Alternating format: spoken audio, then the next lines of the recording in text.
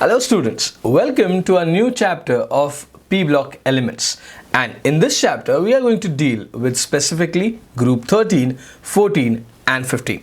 So let's not waste any time and let's start off with the understanding of your group 13 elements. Now the very first thing that we need to notice is what exactly is the P block element in your periodic table.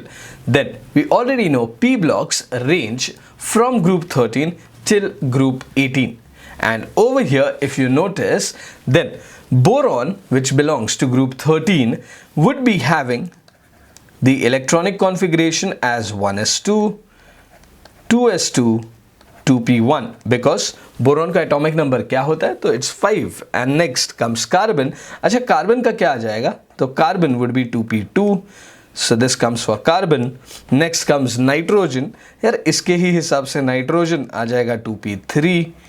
Then finally comes oxygen, that comes out to be 2p4. Next one comes fluorine with 2p5. And finally, if you notice your noble gases, let's take the example of neon, which comes out with the electronic configuration or the outermost p orbital electronic configuration as 2p6. तो एक चीज हम यहाँ पे definitely अच्छे से बोल सकते हैं and बहुत ही confirm बोल सकते हैं that if anybody asks you that what exactly is the outermost electronic configuration of group 13 elements, then it would be nothing but ns2 np1. For group 14 it would be np2. For group 15 it would be ns2 np3. For group 16 it would be ns2 np4. 17 would be ns2 np5, and finally talking about group 18 it would be ns2 np6. So if anybody asks you what is the general configuration of the entire p block element, तो general configuration बहुत simple सा हो जाता है, ns2 np1 to 6. अच्छा, right now we'll start off with group 13 as a major discussion part. So चलो let's start off with group 13. and group 13 में कौन कौन से elements आते हैं, तो the very first elements that come is boron, aluminium, next comes gallium, indium and thallium. Over here if you notice the occurrence of all of these elements, then boron एक non metal होता है, बाकी जितने भी elements है aluminium, gallium, indium and thallium, all of them are metallic in nature. Moving on further, if we notice about the atomic sizes, then हमें एक चीज पता है that as we move down the group, what happens to the atomic size? Atomic size definitely increases down the group. So check कर लेते हैं अपने values के हिसाब से. So over here if you talk about boron, it comes out to be 0.885 Armstrongs. Talking about aluminium, it comes out to be 1.43 Armstrongs. Moving on with gallium, now this is something very interesting, check करो. Gallium is 1.225 Armstrongs. Hey यार, यहाँ पे तो size decrease हो गया, and we'll see कि ये क्यों decrease हो रहा है, ठीक है. Moving on, indium is 1.67 Armstrongs, and finally if you talk about thallium is 1.7 Armstrongs or 1.70 Armstrongs.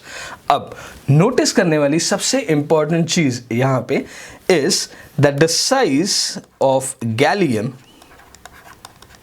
is smaller than aluminium, and we need to understand what is the reason behind this. So चलो कोशिश करते हैं इसके बारे में सोचने की. अच्छा, first of all gallium and aluminium के बारे में डिस्कशन चालू है, तो डेफिनेटली हमें उनके इलेक्ट्रॉनिक कॉन्फ़िगरेशंस पता होने चाहिए. देखते क्या आएंगे. So gallium, if you notice, gallium has an atomic number 31. Electronic configuration क्या आ जाएगा इसका, so the electronic configuration for gallium comes out to be 1s2, 2s2, 2p6, 3s2, 3p6. अच्छा, चेक कर लो यहाँ पे कितने इलेक्ट्रॉन्स हो गए. हम लोग को 31 भरने.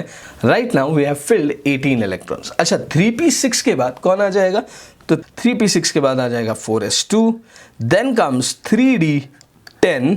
अब चेक करो हमने कितने इलेक्ट्रॉन्स भरे हुए हैं right now we have filled 30 electrons, and finally you would be left with 4p1, that is the outermost shell of p orbital still contains 1 electron. अच्छा, एल्यूमिनियम के लिए क्या होगा?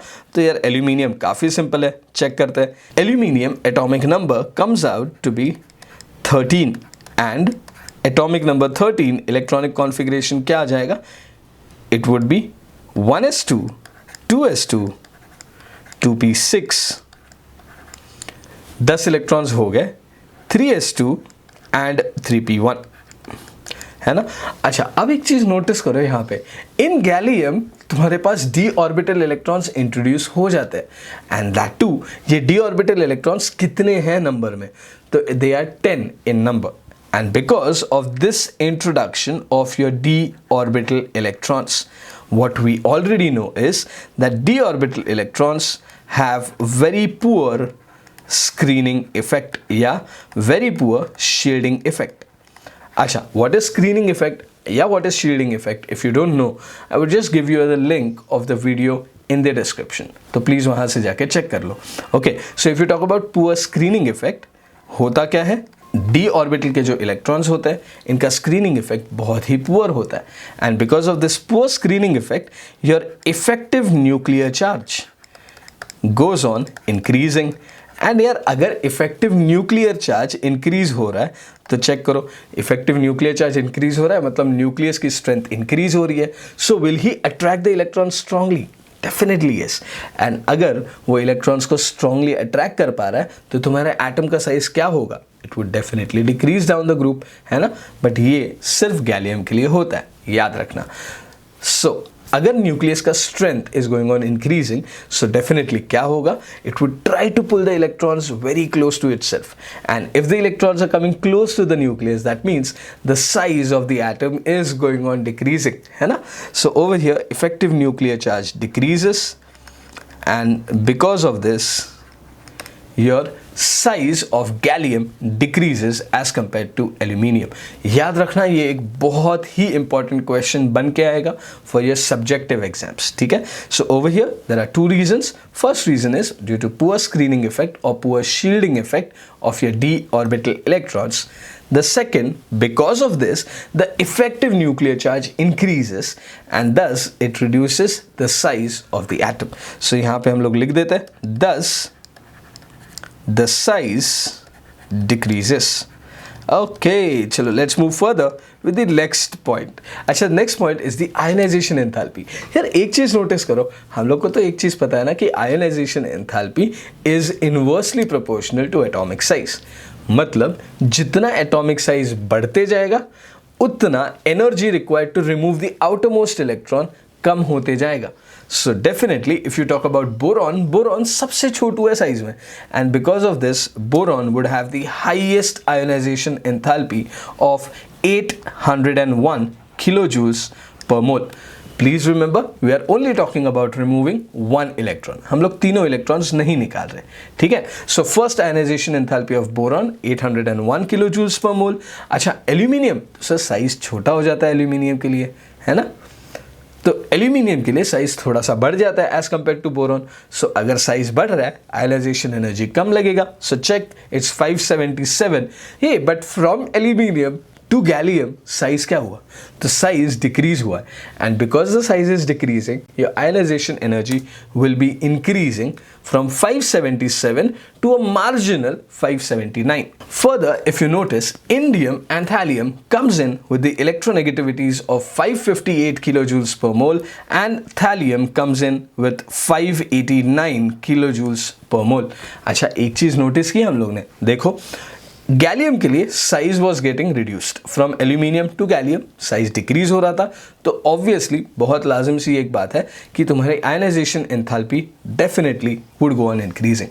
लेकिन there is no reason thallium की ionization energy increase हो रही है. ये क्यों हो रहा है भाई? तो ये चीज़ हमें नहीं समझ में आई. चलो थोड़ी देर के बाद इसको डिस्कस करेंगे, ठीक है.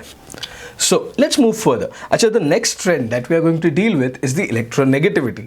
मुझे एक चीज़ बताओ, electronegativity is nothing but the tendency to pull electrons. And कौन electrons को pull करेगा? तो definitely एक non-metal बहुत अच्छे से electron को pull करेगा. So according to our understanding right now, boron is a non-metal and अगर boron एक non-metal है तो definitely he is going to have the highest electronegativity of 2. Further, if you talk about aluminium, it comes in with an electronegativity of 1.5. Next one is 1.6. Further is 1.7 for indium and thallium is 1.8. अच्छा, अब एक चीज notice की हम लोग ने, देखो electronegativity of boron is 2, electronegativity of thallium is 1.8. If you notice, electronegativity of thallium is the second highest electronegativity amongst the group 13 elements. And मुझे एक चीज़ बताओ, जिसका electronegativity ज़्यादा होता है, definitely could he lose electrons? No, he couldn't lose electrons. And if he is not willing to lose electrons, मतलब उसका ionization energy definitely थोड़ा ज़्यादा होना चाहिए. So what is the reason for thallium having a large ionization energy? It's because thallium का electronegativity means the tendency to lose electrons is very low. Yeah, we would say it's low as compared to boron, but boron तो discussion में आएगा ही नहीं क्योंकि boron एक non metal है and thallium right now अगर तुम नोटिस करोगे तो देखो यहाँ पे इट्स अ मेटल, है ना. So over here that would be the reason, because of high electronegativity thallium would have slightly higher ionization energy as compared to the indium ion, indium atom. And it's because of this reason thallium would have a slightly larger ionization enthalpy as compared to indium. ठीक है. अच्छा, हम लोग ये बोलते हैं that atomic size and ionization enthalpy are inversely proportional, है ना. लेकिन for thallium, please remember, thallium इकलौता ग्रुप 13 का ऐसा एलिमेंट है जिसके लिए एटॉमिक साइज भी ज़्यादा है, आयोनाइजेशन एनर्जी भी ज़्यादा है. So over here we can definitely say that इसके लिए atomic size is directly proportional to ionization enthalpy. Please remember, this is only for thallium and it's not for any other element of group 13. चलो, electronegativity हो गया, ionization energy हो गया. Let's move on with density. Hey, we already know density is nothing but rho, which is equal to mass over volume. And हमें एक और चीज़ पता है that density का सबसे major factor जो decide करेगा whether your density would increase or density would decrease is the mass. Now, moving down the group, what is happening to your atomic mass? Then atomic mass is definitely increasing.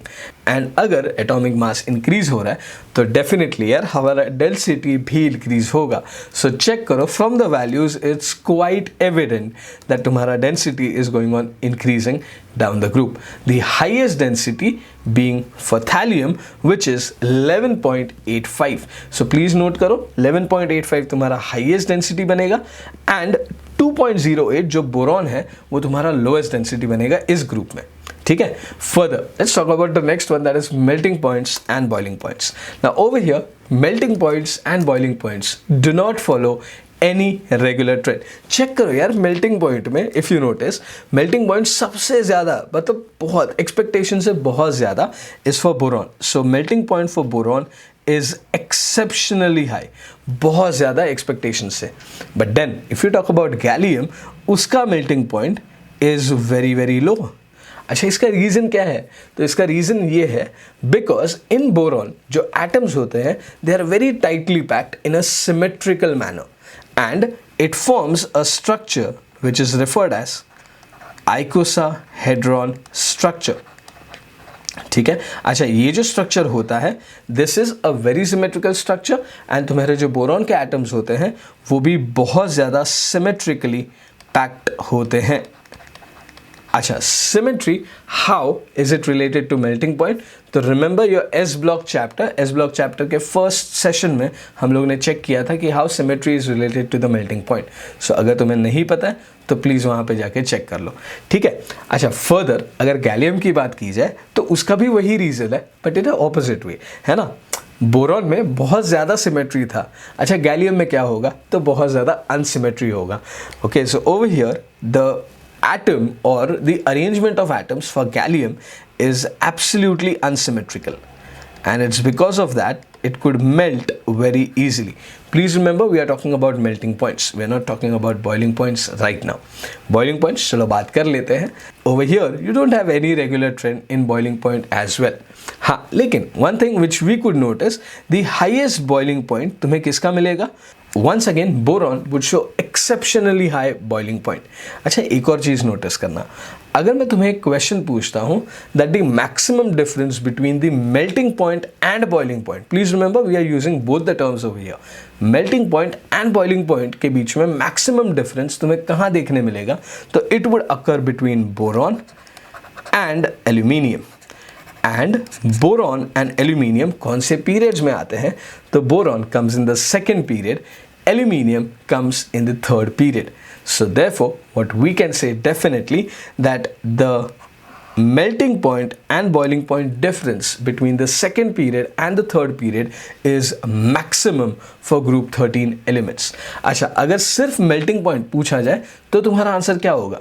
Then सबसे ज़्यादा melting point का difference would be obtained in boron and gallium.